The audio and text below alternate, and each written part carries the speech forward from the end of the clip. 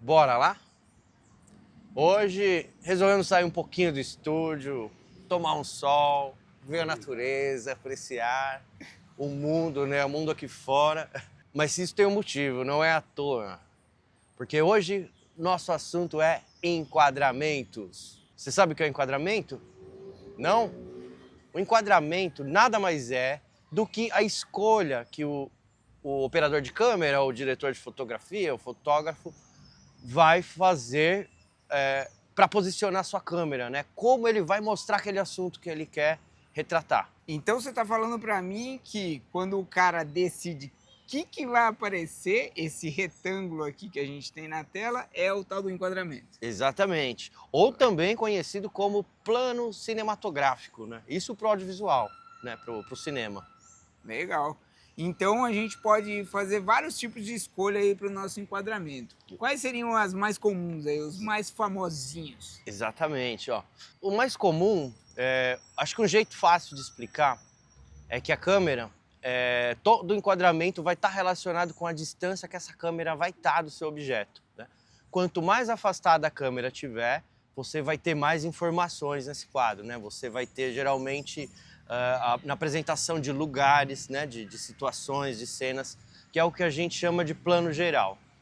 E fica muito mais impessoal, né? Sim, a relação é a seguinte: quanto mais afastada a câmera tiver do seu objeto, você vai estabelecer com o seu espectador, a pessoa que estiver vendo aquilo, uma relação mais racional, mais de informação, né? Ah, esse local, né? Essas pessoas, né? Essa situação. Pode passar.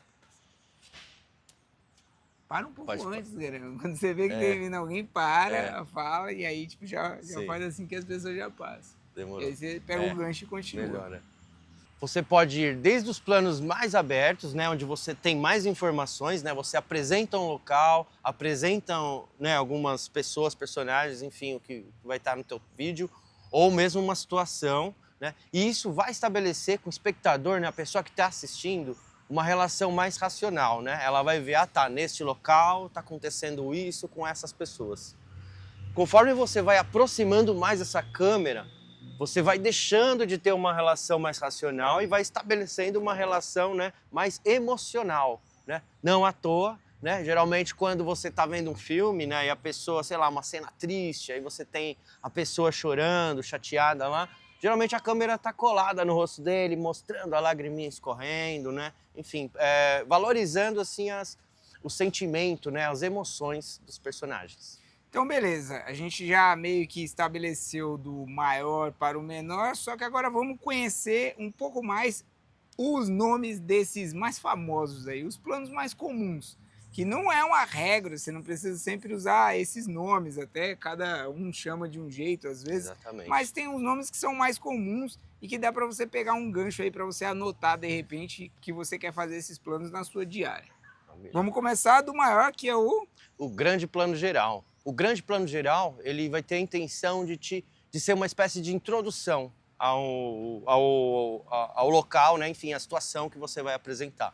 Então, né, ele vai mais mostrar, olha, nesta cidade, ou sei lá, nesta rua, ó, nesta casa, né? Ele vai mais mostrar ou nessa praça, como é o caso aqui, né? É um plano muito afastado, né, do que você quer mostrar.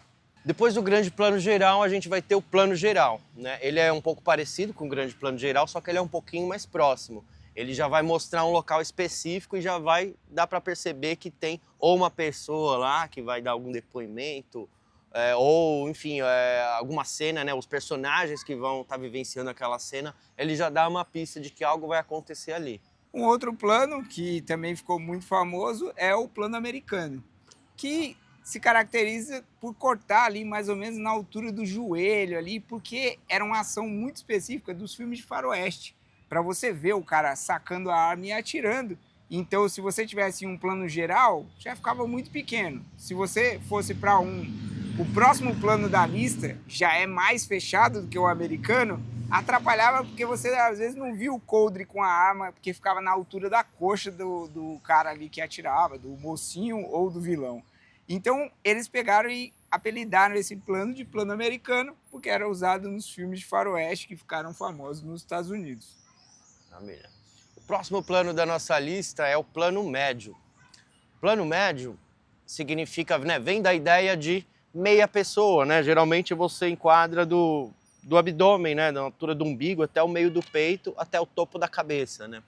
Ele é médio porque você tem meia pessoa, né? Como eu disse no começo, né, os planos são pensados a partir de como você enquadra alguém, né, da distância que você tá.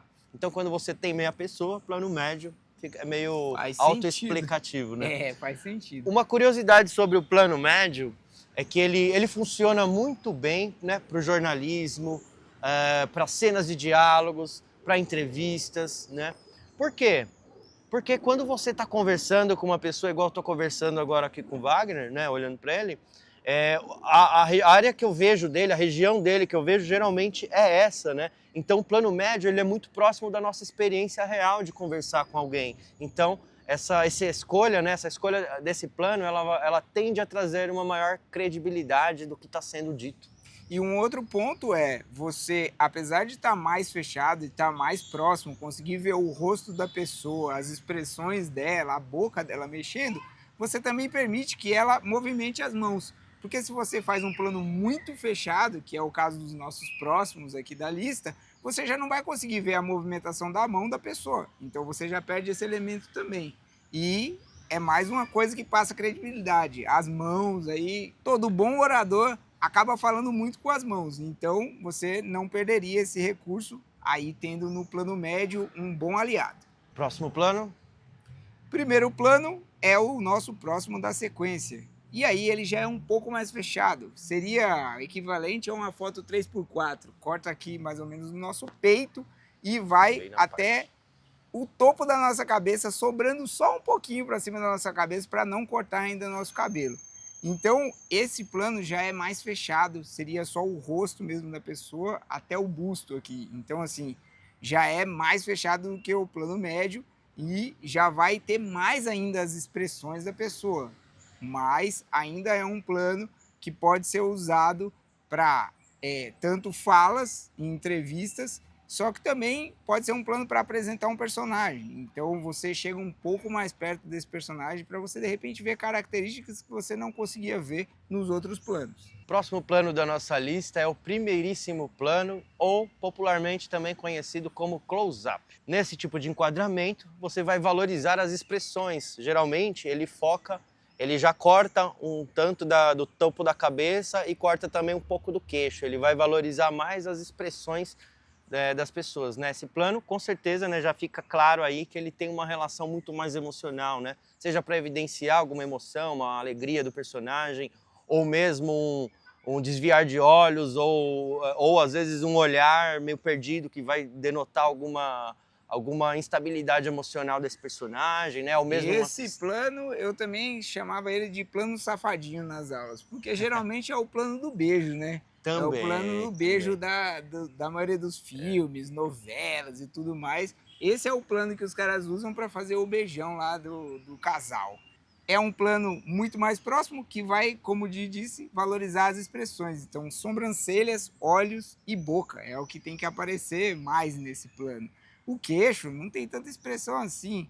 O topo da cabeça também não. Então, é aí que você tem que ficar focado. O nosso último plano dessa listinha aí, dos básicos, né? É o famoso plano detalhe. Ou seja, ele vai mostrar algum aspecto específico do que você está gravando, né? Seja às vezes um olhar, né? Um olho, uma boca, um objeto que vai ser orelha, apanhado. Um dedão, pode ser qualquer coisa. Uma pode folha no chão, bem pertinho, né? A Tudo tampa de uma garrafa, uma chave numa fechadura. Exato. É um plano detalhe. É para você mostrar o detalhe do detalhe. Ou seja, chamar a atenção do espectador para um ponto específico. Sobre esse plano, né, o detalhe, é importante, né, pensar na narrativa, né? Sempre que ele aparece em algum filme, né, ele vai estar mostrando algum objeto ou alguma expressão, alguma feição que tem uma relação muito forte com a narrativa que está sendo tratada, né?